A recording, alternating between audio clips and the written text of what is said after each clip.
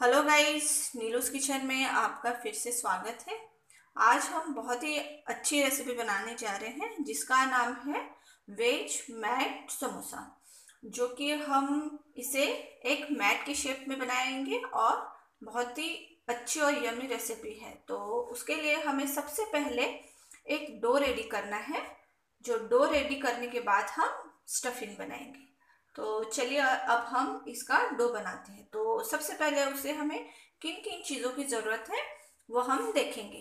तो सबसे पहले हमें लगेगा 1 कप मैदा, हाफ कप गेहूं का आटा, 1 टेबलस्पून हमें लगेगा कॉर्नफ्लावर, नमक 1 टीस्पून। और हमने ये स्ट्रिप को दो भाग में बनाने हैं, मतलब एक वाइट बनाना है और एक रेड कलर का बनाना है। तो इसके लिए हमने यहाँ पे बीट रूट का जूस लिया हुआ है, क्योंकि हम आर्टिफिशियल कलर का इस्तेमाल नहीं करेंगे। और डस्टिंग के लिए हमें लगेगा आटा और तेल, और गूंदने के लिए हमें पानी लगेगा। तो चलिए अब हम इसे बनाना शुरू करते हैं। तो सबसे पहले हम क्या करेंगे, एक बाउल में आटा लेंगे। हमारे जितने आटे हैं, जैसे कि हमारा मैदा, हमारा आटा और हमारा ये जो कॉर्नफ्लावर है, इसे लेंगे और नमक लेंगे।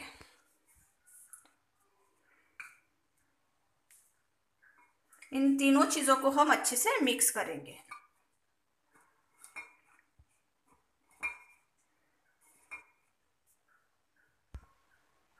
अब हम इसे अच्छे से मिक्स कर लिया है। अब हम इसमें 1 टीस्पून जितना ऑयल डालेंगे। अब इसे भी हमें अच्छी तरीके से मिक्स कर लेना है।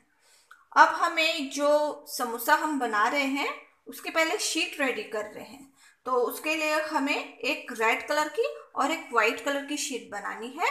तो सबसे पहले हमने जो मेजरमेंट लिया है हमारे फ्लावर का, उसमें से हम इसे आधा करके रख लेंगे, क्योंकि हमें एक रेड कलर का भी शीट बनानी है। तो हमने जो फ्लावर अलग किया है उसमें हम बीट रूट का जूस मिलाएंगे।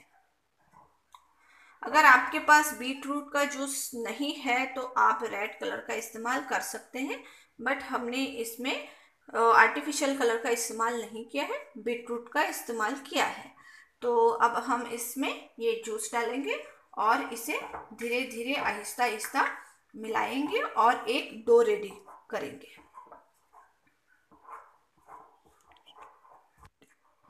देखिए, अब हमारा रेड कलर का जो डो है वो रेडी हो चुका है और कितना खूबसूरत कलर इस पे आया है।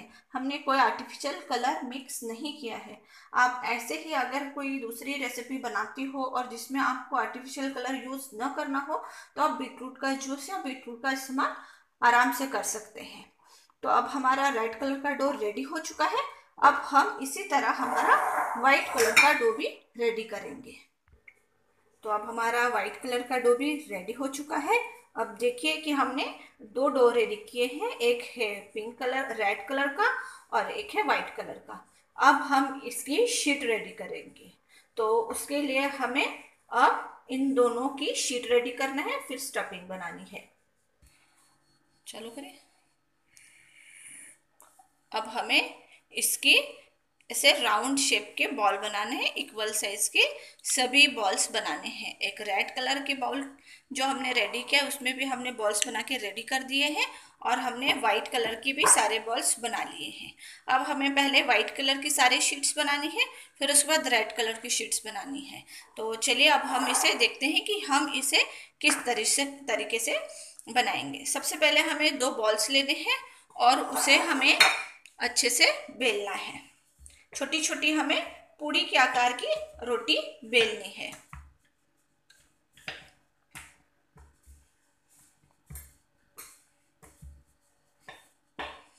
अब हमें इसके अंदर जो तेल है इसे अच्छे से ग्रीस करना है।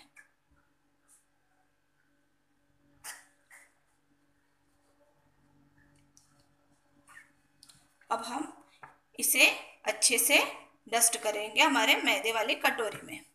जिस तरफ हमने ऑयल लगाया है उसी तरफ हमें इसे फोल्ड करना है मैदे में। इसे अच्छे से हमें ऑयल लगाना है और अच्छे से मैदा लगाना है, इस चीज़ का आपको खास ध्यान रखना है, वरना हम जो शीट बना रहे हैं उसे दोनों साइड चिपका के बना रहे हैं, उसके बाद जब हम इसे ग्रिल करेंगे तब हम इसे अलग करेंगे। तो मेन बात यही है कि हमें इसके अंदर तेल और मैदा अच्छी तरीके से लगाना है, ये बात आपको ध्यान रखनी है। उसके बाद हम इसे अच्छी तरीके से दबा देंगे ताकि हमें बेलते समय थोड़ी आसानी होगी। उसके बाद हमें इसे बड़ा करना है, हमारे बेलन से इसे बेलना है।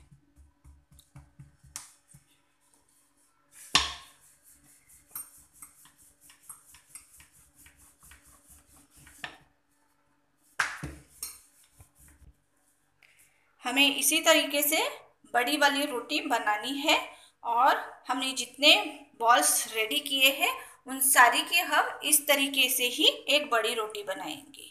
हमें ध्यान रखना है कि हमें इसे अच्छे से पतला बेलना है।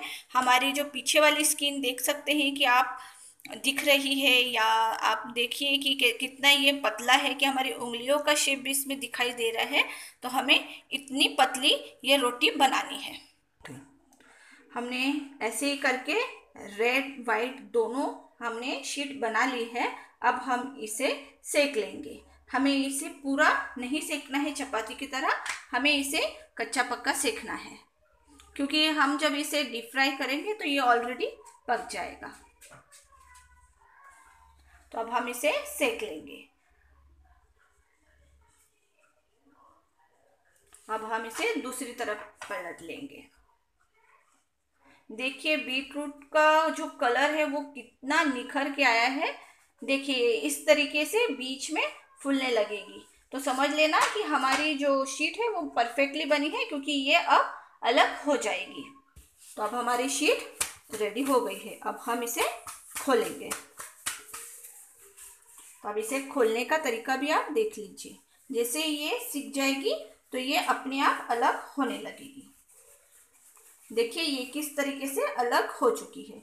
अब हम इसे एक कॉटन के कपड़े पे अच्छे से ढक के रखेंगे, क्योंकि जो हमारी शीट है वो सूखने लगेगी। तो हमें एक कपड़े में डालकर इसे ढक कर रखना है। इसी तरीके से हम हमारी बाकी वाइट कलर की शीट भी सेक लेंगे।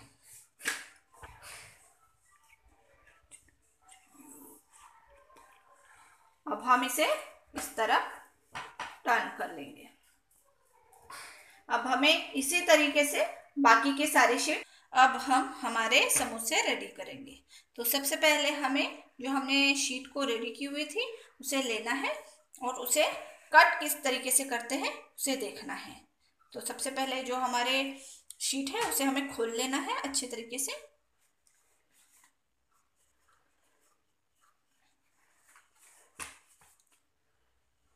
हमने वाइट रेड दोनों शीट को एक साथ लेना है। अगर आप ज़्यादा क्वांटिटी पे बना रहे हैं तो दोनों को अलग अलग ले सकते हैं, बट ध्यान रखें कि दोनों की जो साइज़ है वो सेम रहनी चाहिए, और जब आप काटोगे तो उसकी जो पट्टियाँ हैं उसकी भी जो साइज़ है वो सेम रहनी चाहिए। अब हम इसे यूँ फोल्ड करेंगे, यूँ इस तरीके से, और अब हम इसके साइड की जो एजेस है इसे निकाल देंगे।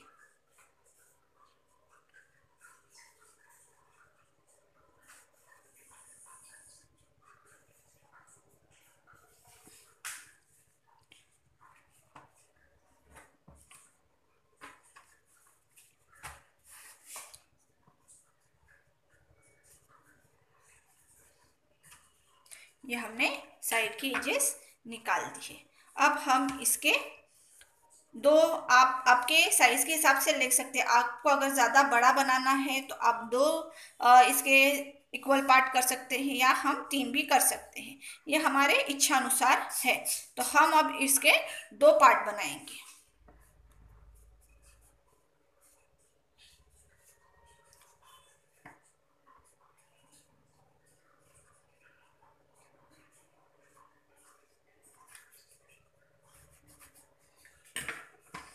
ये हमारे 2 पार्ट रेडी हो चुके हैं। अब जो हमारे बीच वाले हिस्से हैं इसे हमें लेने हैं।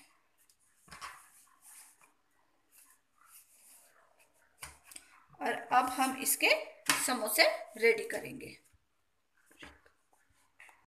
स्ट्रिप को इस तरीके से रखना है। यहाँ पे हमने थोड़ी कम जगह रखी हुई है क्योंकि ये तो अंदर की तरफ फोल्ड हो जाएंगे, लेकिन जो इस तरफ का एरिया है इस पे हम स्ट्रिप काट के इसको हम मैट बनाएंगे, इसका एक नए स्टाइल का। तो अब हमने ऐसे जो स्क्वायर शेप में है इसे हमने रखा हुआ है। अब हम इसके अंदर स्टफिंग डालेंगे।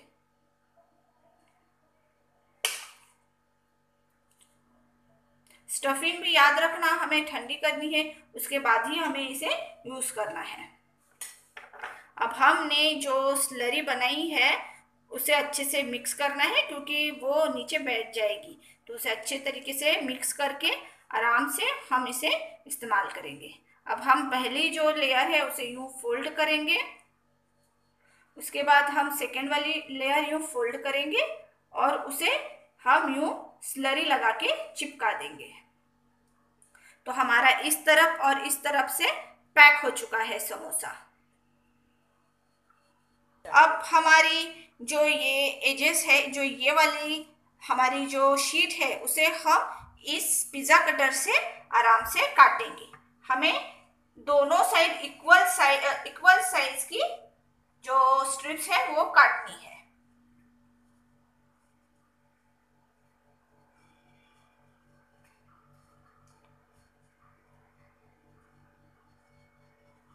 ध्यान से काटिएगा थोड़ा। अब हम इस तरफ भी इसी तरीके से काटेंगे।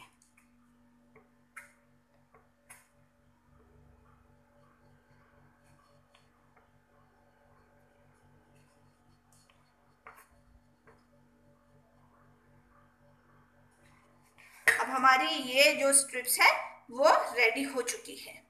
अब हम इसे किस तरीके से बनाएंगे वो देखेंगे। सबसे पहले हमें इसे एक साइड यूं फोल्ड करना है।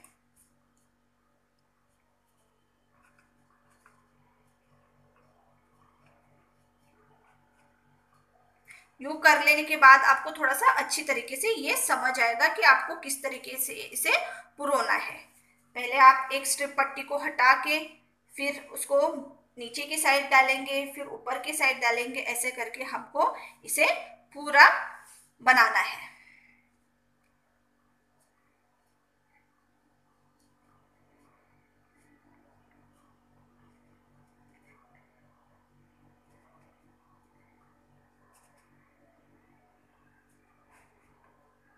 ये देखिए हमारी कैसे मैट बनते जा रही है, चटाई के आकार की दिखती जा रही है, कितनी खूबसूरत दिख रही है। हमें इसी तरीके से इसे आगे और बनाते जाना है।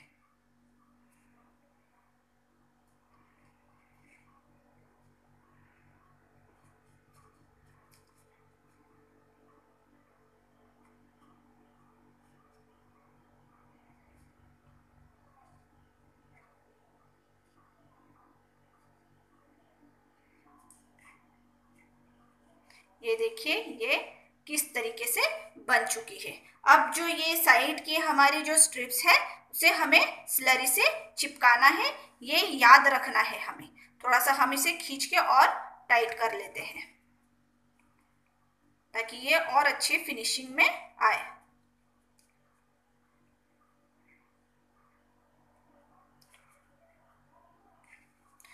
अब हम इसे चिपकाएंगे। अब हम इसे ये स्लरी लेंगे और इससे सारी पट्टियों को चिपका लिया है। देख लीजिए हमें इस तरीके से इसे चिपकाते हुए आना है। डरिएगा नहीं, ये समोसा कहीं भी तरीके से खुलेगा नहीं या इसकी स्टफिंग बाहर नहीं आएगी। ये इस तरीके से बहुत ही खूबसूरत तरीके से दिखाई दे रहा है। अब हमें इसी तरीके से बाकी सारे समोसों को रेडी करना है। ये हमारे सारे समोसा रेडी हो चुके हैं। अब हम इसे डीप फ्राई करेंगे।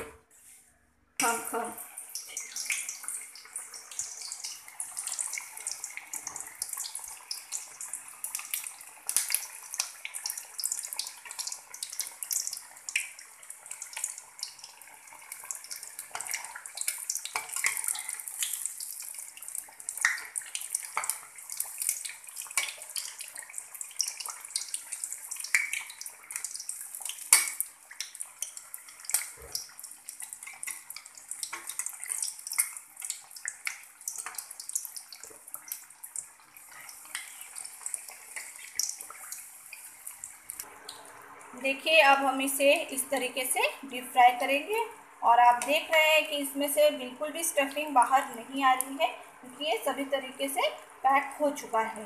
तो आप निश्चिंत होकर ये घर पर ट्राई कर सकते हैं।